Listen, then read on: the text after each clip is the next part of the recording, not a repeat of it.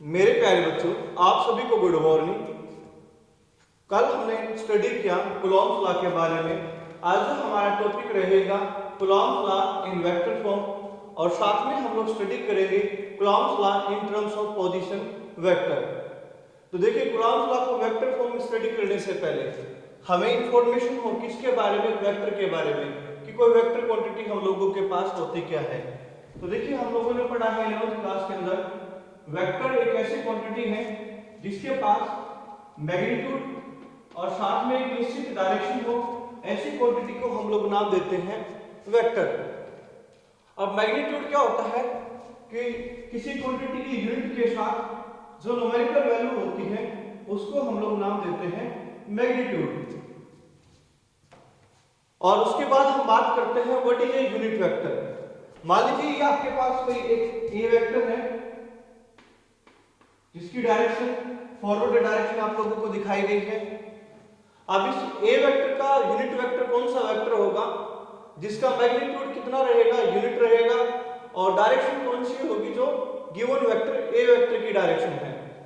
तो हम कहते हैं कि हमारे पास मान लीजिए ए कैप या ए हेड से हम लोग क्या करते हैं, यूनिट वेक्टर को डिनोट करते हैं। तो ये हम लोगों के पास यूनिट वेक्टर है। इसका मैग्नीट्यूड कितना होगा यूनिट वेक्टर का, हम लोग कहेंगे इसका मैग्नीट्यूड होगा 1 और इसकी डायरेक्शन कौन सी है, ये वाली इसकी डायरेक्शन रहेगी। और आप लोगों को बताया गया था 11th क्लास के अंदर कि हम लोग किसी वेक्टर को मैथमेटिकल सेंस में कैसे लिखते हैं कि एक वेक्टर हमारे पास मैथमेटिकल फॉर्म में होगा कि हम उस वेक्टर के मैग्नीट्यूड की प्रोडक्ट कर देंगे किसके साथ, उसके यूनिट वेक्टर के साथ। तो इस तरीके से हम लोग क्या करते हैं, वेक्टर को मैथमेटिकल फॉर्म के अंदर लिखते हैं। तो इसका मतलब हम लोगों के पास यूनिट वेक्टर किसके बराबर रहता है कि हम वेक्टर को डिवाइड कर देंगे उसके मैग्नीट्यूड से। तो ये हम लोगों के पास किसका रिजल्ट आ जाएगा, एक यूनिट वेक्टर का रिजल्ट आ जाता है। तो चलिए अब हम लोग बात करते हैं हमारे topic Coulomb's law in vector form को स्टडी करने के लिए। तो Coulomb's law in vector form हमें क्या कहता है, हम सबसे पहले क्या करेंगे, यहां दो लाइक चार्जेस को कंसीडर करेंगे। लाइक चार्जेस का मतलब क्या है, या तो दोनों आपके पॉजिटिव चार्ज हैं या दोनों आपके नेगेटिव चार्ज रहेंगे। तो लिखिए आप यहां consider two like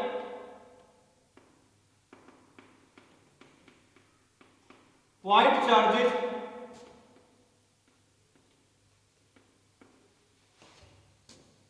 Q1 and Q2 separated by distance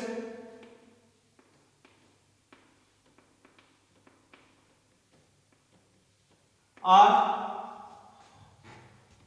in free space, या आप एयर वाला यहां केस कंसीडर कर सकते हो। हमने क्या माना, दो चार्ज आपके पास like charge Q1 and Q2 जिनके बीच का डिस्टेंस r है और इनके बीच में जो मीडियम है वो वैक्यूम फ्री स्पेस को हम लोगों ने माना है। तो इस तरीके से हम लोग यहां बनाते हैं, ये आपके पास दो चार्ज हैं लाइक चार्जेस। जैसे कि मैंने आप लोगों को बताया है, लाइक चार्जेस का मतलब या तो दोनों पॉजिटिव हैं या दोनों के दोनों चार्ज कैसे हैं, नेगेटिव चार्ज हैं। और ये इनके बीच का क्या रहेगा, r इनके बीच में डिस्टेंस रहेगा। तो देखिए, हम लोगों ने स्टडी किया था कि अगर आपके पास लाइक चार्जेस होते हैं तो यहां कौन सा फोर्स बनता है, फोर्स ऑफ रिपल्सन। और फोर्स ऑफ रिपल्सन हमेशा किसी चार्ज से कैसे रहेगा, आउटवर्ड रहेगा। तो Q1 Q2 को क्या करेगा, रिपेल करेगा, जिसकी डायरेक्शन कैसे होगी, नॉर्मली आउटवर्ड रहेगी। तो ये आपके पास फोर्स आ जाएगा कौन से चार्ज पे, Q2 चार्ज पे। ऐसे ही Q1 चार्ज के ऊपर जो फोर्स आएगा वो इस तरफ आ जाता है। अब बात करते हैं हम फोर्सेस को लिखे कैसे। तो हम लिखेंगे यहां जो फोर्स होगा हम लोगों के पास वो है F21, सबस्क्रिप्ट में जो पहले आता है उसके ऊपर फोर्स लगता है और जो बाद में आया है उसने लगाया है। तो इसका मतलब फोर्स F21 का यहाँ क्या मीनिंग है कि ये फोर्स है किसके ऊपर, चार्ज Q2 के ऊपर, किसके कारण, चार्ज Q1 के कारण। ऐसे ही हम लोग लिखेंगे कि हम लोगों के पास ये फोर्स आ जाएगा F12 फोर्स है चार्ज Q1 पर, किसके कारण, Q2 के कारण। अब हम लोग बात करें जो हम लोगों ने कल स्टडी किया Coulomb's law in magnitude form, उसके अनुसार जो आपका F12 है और F21 है मैग्नीट्यूड फॉर्म में हमें कैसा रिजल्ट देंगे, ये एक जैसा रिजल्ट देते हैं। तो लिखिए, हम लिखेंगे according to Coulomb's law in magnitude form,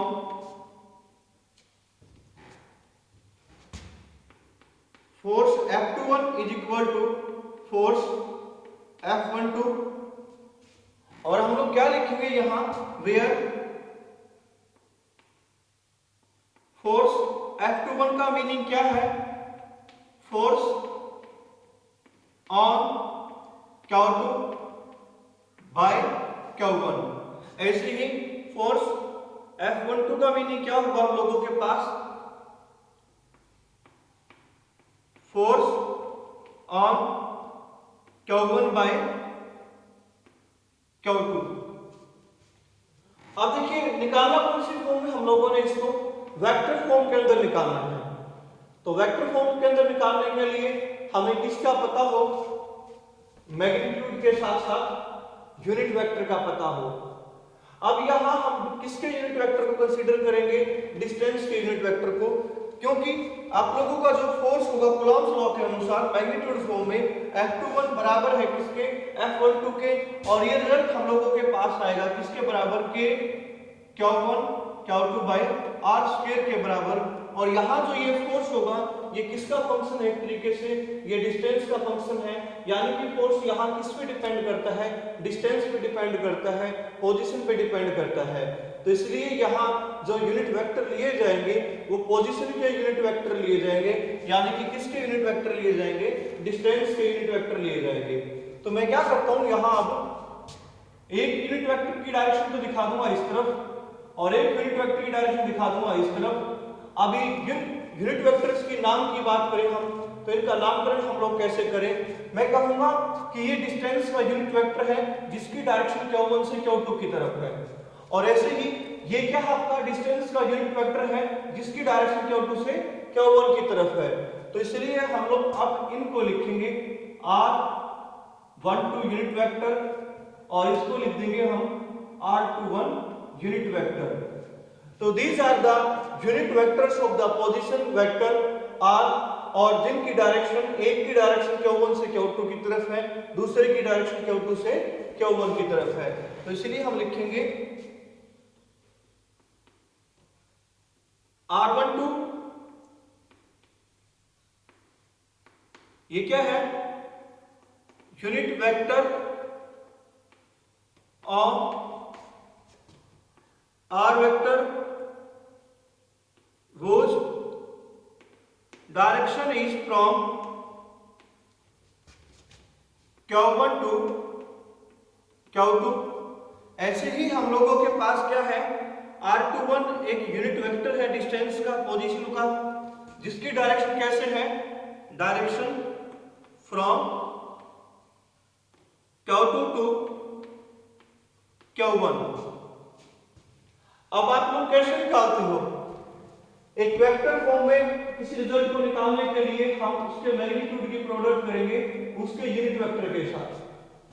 तो ऐसे ही हम लोग क्या करते हैं, अब वेक्टर फॉर्म में निकालने के लिए उस कंसेप्ट का यूज करेंगे। तो चलिए लिखते हैं हम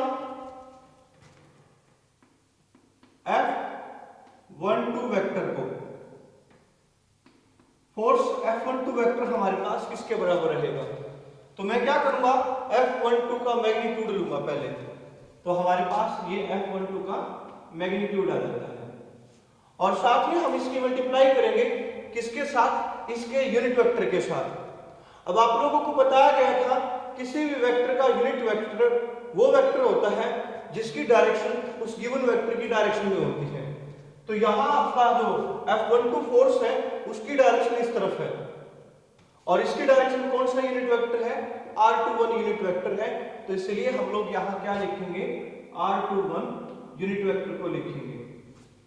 तो ये इक्वेशन मान लीजिए आपके पास ए इक्वेशन है।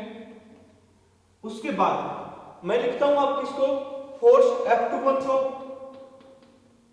वेक्टर फॉर्म में, और ये हो जाएगा हम लोगों के पास F21 की प्रोडक्ट किसके साथ, इसके यूनिट वेक्टर के साथ, और इसका यूनिट वेक्टर क्या आ जाएगा, r12 आ जाएगा, क्योंकि ये दोनों एक जैसी डायरेक्शन को रखते हैं। इसलिए हम यहां लिखेंगे F21 के साथ मल्टीप्लाई करेंगे किसको, r12 यूनिट वेक्टर को। ये आप लोगों के पास आ जाती है इक्वेशन बी। अब देखिए यूनिट वेक्टर की डेफिनेशन हमें क्या कहती है कि जिसका मैग्नीट्यूड कितना हो, 1 हो। इसका मतलब r12 का भी और r21 का भी मैग्नीट्यूड कितना है, 1 है, लेकिन दोनों एक दूसरे के क्या कहेंगे, अगेंस्ट। और जब दोनों एक दूसरे के अगेंस्ट जाते हैं तो ऐसी कंडीशन में कौन सा साइन लिया जाता है, हमेशा माइनस का साइन लिया जाता है। तो हम कहेंगे by definition r12 unit vector equal है किसके, r21 यूनिट वेक्टर के। ये डेफिनेशन के अनुसार तो इक्वल है, but according to their direction they are opposite to each other. और अपोजिट के लिए हम लोग कौन सा साइन लेते हैं, माइनस का साइन लेते हैं, नेगेटिव साइन लेते हैं। तो इसका मतलब मैं अब r12 की जगह पे किसको लिख सकता हूं, माइनस r21 को लिख सकता हूं। साथ में F21 की जगह पे मैं यहां से किसको लिख सकता हूं, F12 को लिख सकता हूं, क्योंकि मैग्नीट्यूड फॉर्म में दोनों के दोनों जो फोर्सेज हैं वो कैसे हैं, एक जैसे हैं। तो इसलिए हम लिखेंगे now equation B becomes as, अब इक्वेशन बी जो हमारे पास बनेगी वो आ जाएगी फोर्स F21 वेक्टर बराबर है किसके, F21 की जगह पे मैं किसको लिखूंगा मैग्नीट्यूड फॉर्म में, F12 को, और साथ में मैं r12 की जगह पे किसको लिख सकता हूं, माइनस r21 को, माइनस r21 यूनिट वेक्टर को। नेगेटिव साइन आगे आएगा तो ये माइनस F12 इंटू में r21 यूनिट वेक्टर।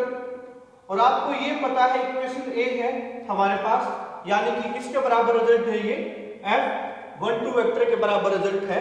तो ये रिजल्ट आ जाता है हमारे पास माइनस F12 वेक्टर के बराबर रिजल्ट आ जाएगा। तो देखिए हम लोगों ने लास्टली मैं लिखता हूं यहां, हम प्रूव कर चुके हैं अब जो फोर्स F21 वेक्टर है वो इक्वल एंड अपोजिट है किसका, फोर्स F12 का, यानी कि force F21 vector is equal and opposite to F12 unit vector. और ये कूलॉम्स लॉ होता है हमारा कौन सी फॉर्म में, वेक्टर फॉर्म के अंदर। तो ये कौन से लॉ के साथ क्लोज एग्रीमेंट में है, Newton's third law of motion के साथ किसमें रहेगा, क्लोज एग्रीमेंट के अंदर रहता है।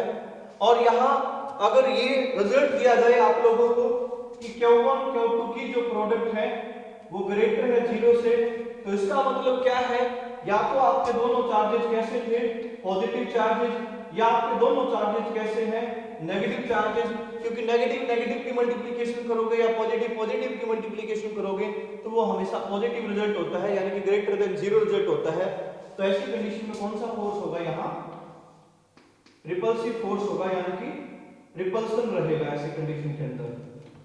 अगर ऐसा होता यहाँ इस केस में कि Q1 Q2 की प्रोडक्ट लेस देन 0 होती, तो इसका मतलब ये अनलाइक चार्जेस थे, एक आपका नेगेटिव चार्ज हो सकता था, दूसरा आपका पॉजिटिव चार्ज हो सकता है। तो ऐसी कंडीशन में क्या होगा कि इनके प्रोडक्ट का रिजल्ट हमेशा 0 से कम मिलेगा, यानी कि नेगेटिव रिजल्ट मिलेगा। और ये हमें कौन से फोर्स के बारे में इंफॉर्मेशन देंगे, फोर्स ऑफ अट्रैक्शन के बारे में इंफॉर्मेशन देते हैं। तो ये था आप लोगों का Coulomb's law in vector form. एक बार मैं थोड़ा सा रिवाइज कर देता हूं इसको। हम लोगों ने क्या कंसीडर किया, दो लाइक पॉइंट चार्जेस कंसीडर किए Q1 Q2 जिनके बीच में डिस्टेंस r है, और यहां मीडियम क्या फ्री स्पेस को कंसीडर किया गया है। फिर हमने कूलॉम्स लॉ मैग्नीट्यूड फॉर्म में लिखा कि हम कह रहे हैं कि जो फोर्स F12 वेक्टर है या सॉरी फोर्स F12 का मैग्नीट्यूड है वो बराबर है F21 के मैग्नीट्यूड के बराबर, और जो कि हमारे पास K Q1 Q2 by r² के बराबर होगा। यहाँ फोर्स किसके साथ डिपेंड करता है?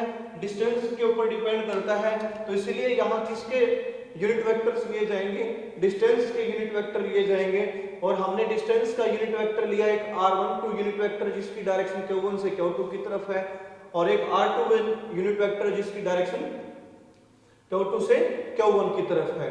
फिर हम लोग निकालते हैं मान लीजिए फोर्स F12 को, और मैंने बताया था सबस्क्रिप्ट में जो पहले होता है उसके ऊपर फोर्स लगा होता है, जो बाद में है उसने लगाया है। तो फोर्स F12 का मतलब क्या हुआ? फोर्स है चार्ज Q1 पे, किसके कारण? Q2 के कारण। तो ये हमारे पास वेक्टर फॉर्म में हम लोग ऐसे रिजल्ट लिखते हैं कि मैग्नीट्यूड की प्रोडक्ट करेंगे किसके साथ? यूनिट वेक्टर के साथ। तो F12 का मैग्नीट्यूड F12 रहेगा आपका, और इसकी डायरेक्शन में जो यूनिट वेक्टर है वो हमारे पास r21 यूनिट वेक्टर है। फिर ऐसे हमने F21 को निकाला, और फिर हम देखते हैं कि by definition of unit vectors r12 unit vector का मैग्नीट्यूड बराबर था r21 के, but they are opposite to each other, so there we take negative sign. तो now we put the value of r12 unit vector into equation b, और जैसे आप equation b में put करते हो तो हमारे पास फाइनली ये रिजल्ट आ जाता है। तो ये हम लोगों के पास हम लिखते हैं Coulomb's law in terms of vector form. तो अगला जो हमारा टॉपिक है वो आएगा Coulomb's law in terms of position vector form. अब हमें पता रहना चाहिए कि पोजीशन वेक्टर हमारे पास होते क्या हैं और कैसे हम लोग पोजीशन वेक्टर वाले टॉपिक को कंसीडर करते हैं।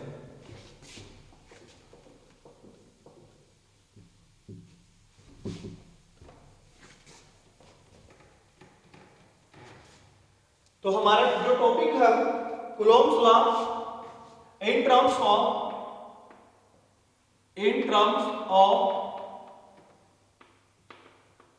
Position vector form. देखिए पोजीशन वेक्टर फॉर्म या वेक्टर फॉर्म बात एक ही जैसी है, कोई खास फर्क नहीं होता यहाँ, लेकिन फिर भी हम लोग यहाँ जो कंसीडर करेंगे एक वेक्टर को कंसीडर करते हैं जिसका नाम आ जाता है यहाँ पोजीशन वेक्टर। तो अब हमें पता रहना चाहिए किसके बारे में? पोजीशन वेक्टर के बारे में। तो देखिए हम लोग बात करते हैं प्लेन की, एक टू डायमेंशनल सरफेस की हम लोग बात करते हैं। मान लीजिए आप लोगों के पास XY प्लेन है ये, और XY प्लेन में आप लोग सबसे पहले मान लीजिए कौन से पॉइंट पे थे?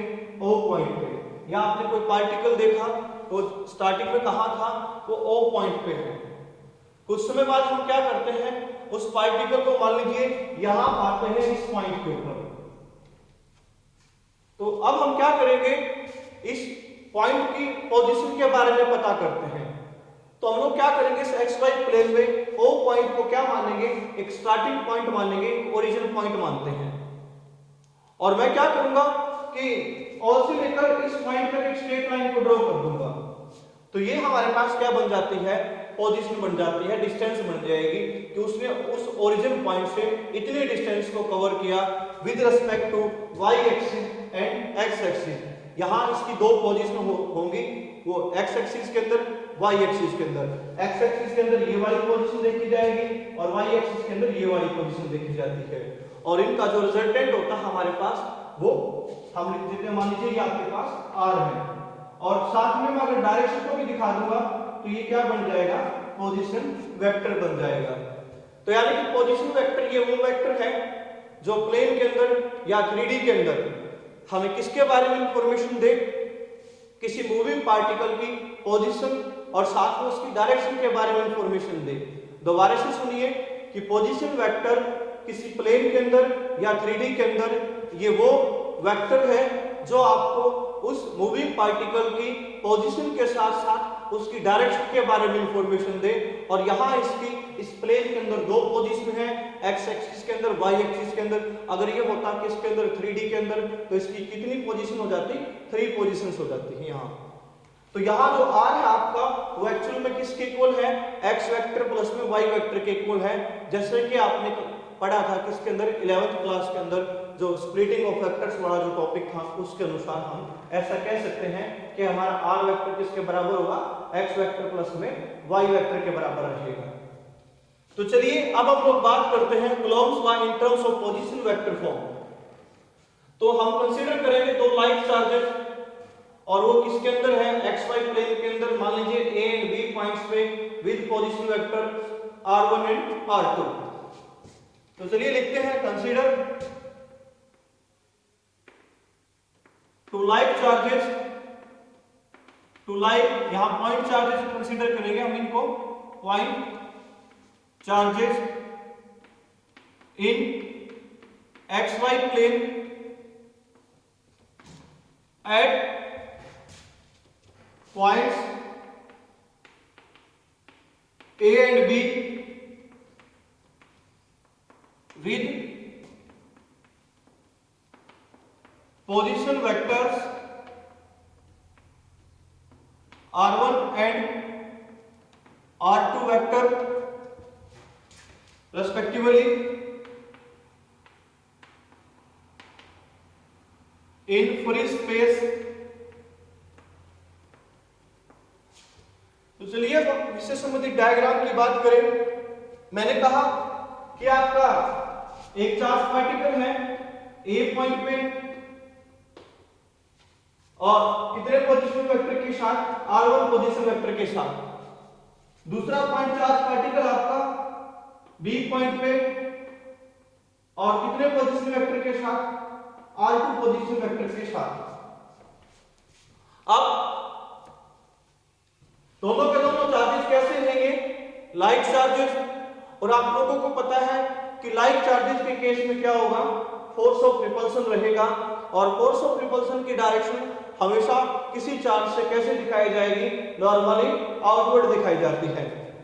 तो अगर मैं डायरेक्शन की बात करूं तो हमारे पास ये फोर्स कौन सा वाला फोर्स लिखा जाएगा, F21 फोर्स, और जो ये वाला जो फोर्स होगा हम लोगों के पास हम उसको लिखेंगे F12 फोर्स। तो इस तरीके से हमने क्या किया, फोर्सेस को बताया। एक फोर्स हम लोगों के पास F21 वेक्टर है और दूसरा फोर्स हम लोगों के पास क्या है, F12 वेक्टर है। ये हम लोगों ने फोर्सेस के बारे में यहां इंफॉर्मेशन दी है। अब उसके बाद हम लोग बात करें कूलॉम्स लॉ के बारे में। कूलॉम्स लॉ हमें वेक्टर फॉर्म के अंदर क्या रिजल्ट देता है कि हम मैग्नीट्यूड की प्रोडक्ट कर देंगे किसके साथ, यूनिट वेक्टर के साथ। तो चलिए लिखते हैं, according to Coulomb's law in vector form F21 vector is equal to, आप F21 के मैग्नीट्यूड की प्रोडक्ट करोगे इसके यूनिट वेक्टर के साथ।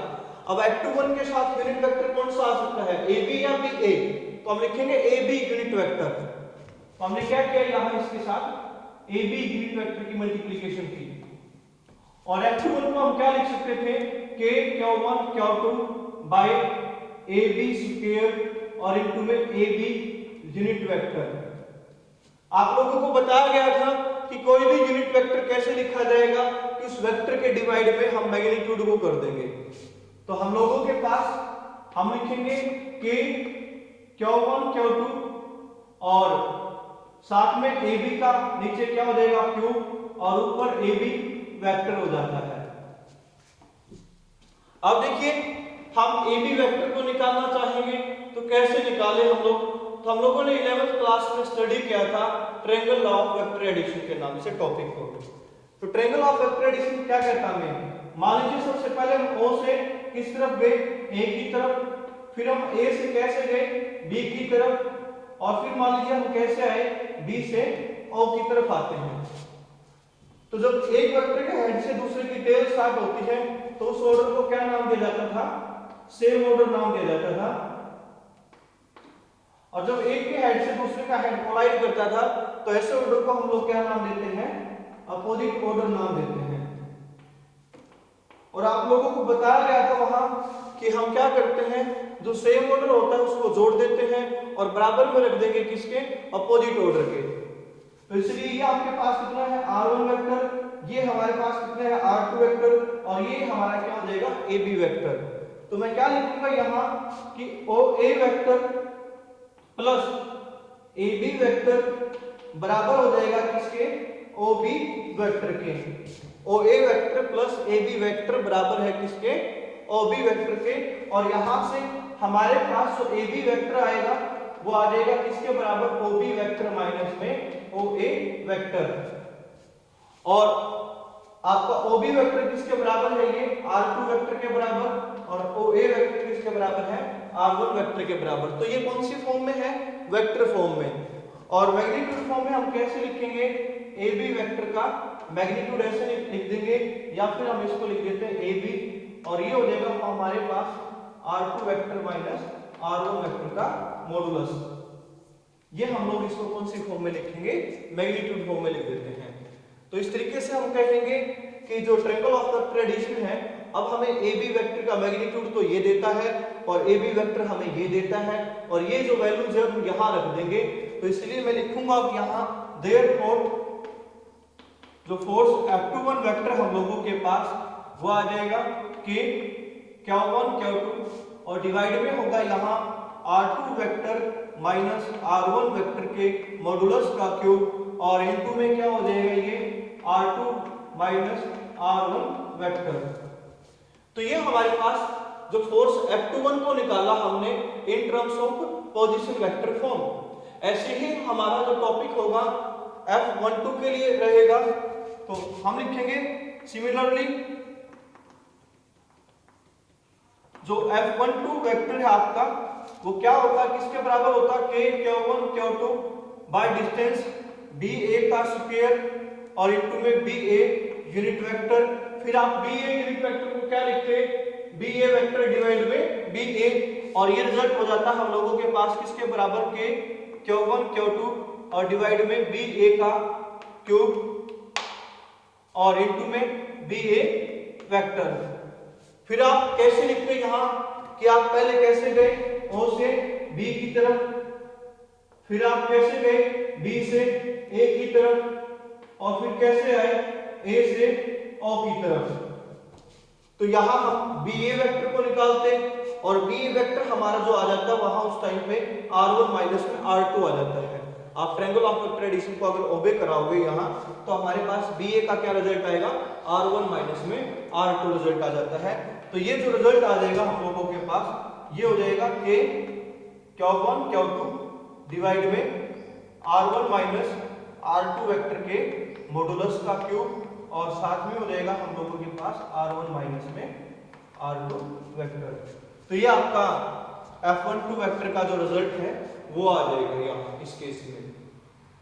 तो देखिए ये था हमारा जो topic Coulomb's law in terms of position vector form. उम्मीद करता हूँ कि आप लोगों को जो ये बताया गया है आपको समझ में आया है।